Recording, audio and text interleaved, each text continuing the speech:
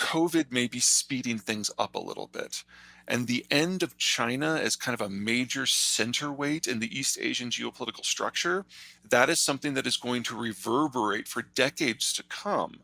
Now, from the American point of view, this is all a net gain. From the Japanese point of view, this is all a net gain. But for some of the countries that were trying to have their foot in both worlds, have their cake and eat it too, this is a bit of a disaster.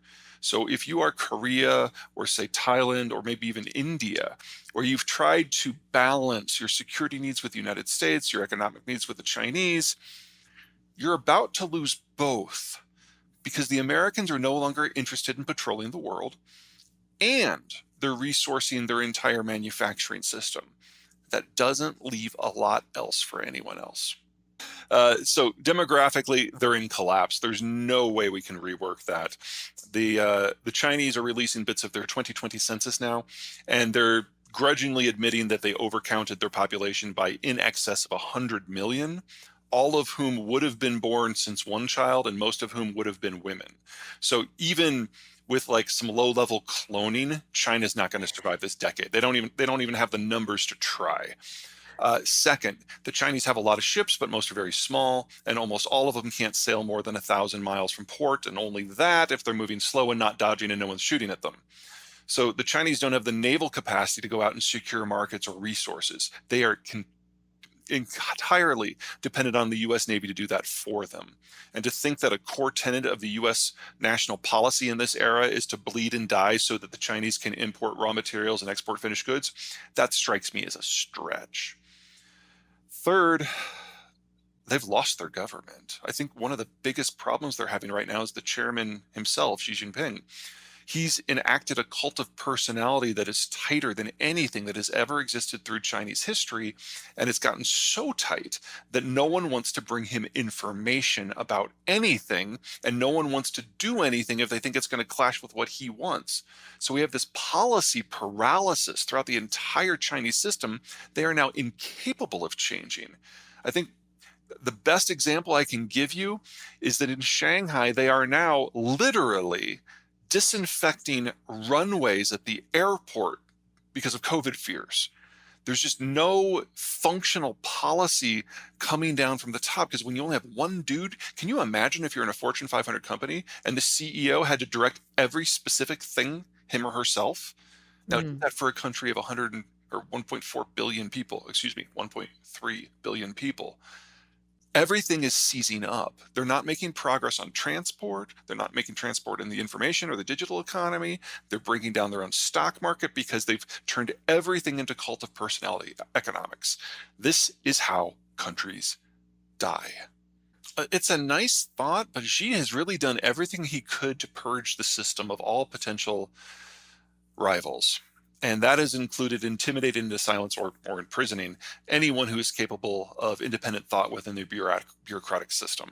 So you never want to rule out something like a coup. It could happen, but if that did happen, it's difficult to see whoever would pull it off to be able then to control the country on the other side of it. They might be a Right. regional leader and they might be fine for their region, but the rest of the Chinese system would have a different opinion on who should be in charge. That's how civil wars begin. So I don't think that's a great thing to put your hopes into if you're hoping for China to remain part of the international system. In the case of Russia, it's not quite so tight, but which is not to say that it's not tight. There's probably 6 people remaining that have access to Putin on a regular basis, 3 of whom are toadies and who are incompetent. That's like the defense minister Shoigu or Medvedev, the former president. And then there's 3 people who are actually intelligent, like Patrushev, who ran the KGB for the longest time, or excuse me, FSB now, or Igor Sechin, who's in charge of the state oil concern. But of everyone within the Russian elite, the only one who might have the guts to actually off Putin is Igor Sechin himself. But if there's one thing everyone else in Russia agrees upon, it's that Igor Sechin is kind of a prick, and they would all kill him if he actually tried. So there's not a lot of hope in terms of Kremlin watching or Forbidden City watching in terms of what might be a smooth transition from these 2 leaders. Yeah, when the COVID disruptions were about substitution, the disruptions we're now starting to see are about flat out replacement. We know that the system that made everything that we know in 2019 is not coming back. We know that the Russian materials are falling off the market. If it's not because of boycotts or sanctions, it's going to be because a lot of the productive capacity in Russia was done by Western technocrats, especially if you're Mm. talking energy in Eastern Siberia, which is the stuff that feeds into China. And then the Chinese can't adapt anymore.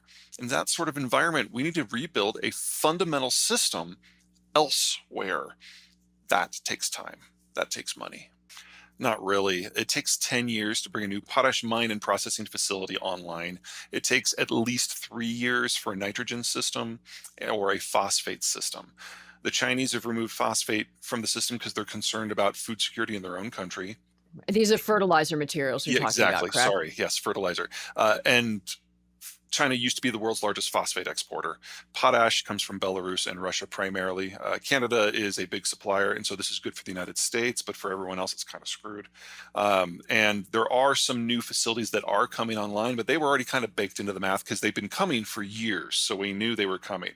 There may be a little bit of surge capacity, but it's already too late for the Northern Hemisphere's planting season. I mean, if you're going to apply fertilizer, you've already done it this year, and fertilizer prices based on type are up between 50 and 200%. That means in the United States, we have seen a significant amount of crop switching as farmers choose outputs that don't require so many inputs. And Mm. that's something we can do here because we can finance the difference. It's not a problem, but most of the world doesn't have access to something like farm credit.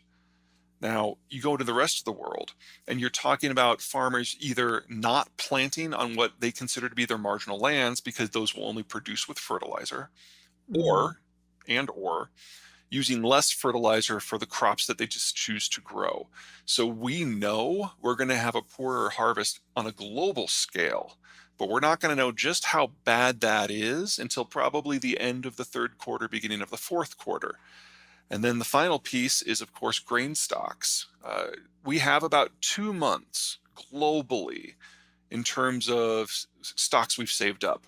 But half of that is in China. And every time the Chinese have tried to tap their grain stocks, they've discovered that it's rotted almost to nothing because their storage facilities are awful. In the case of some of the grains, they don't even have facilities. They just literally make a big pile of it along the side of all the roads. And then lo and behold, half of it rots in 2 months. So we really only probably have 4 or 5 weeks in terms of reserves, and that's very concentrated in specific countries. By the time we get to October, we're going to have a very solid idea of just how short we are. When it comes to Absolutely. food stuff and energy? Now, part of the reason that we're not panicking about the food situation right now is most of the world at the moment is eating last year's harvest. And so there was no problem with the input into the system. And so when you can't really tell what India is going to produce in 4 months, you look back and you see the flows are fine. That's that's helpful to a certain degree, and it certainly takes away some of the panic. It's not until we start the harvest season in the northern hemisphere that we're really going to have a good idea. Now, with energy, the shock has not yet hit. I mean, the Indians are proving willing to run the potential blockade and the potential embargoes and the potential boycotts in order to get Russian crude on the cheap. And as long Mm. as they are doing that, there's probably about a million, maybe 1.5 million barrel more of demand out of the world for Russian crude than there would be otherwise.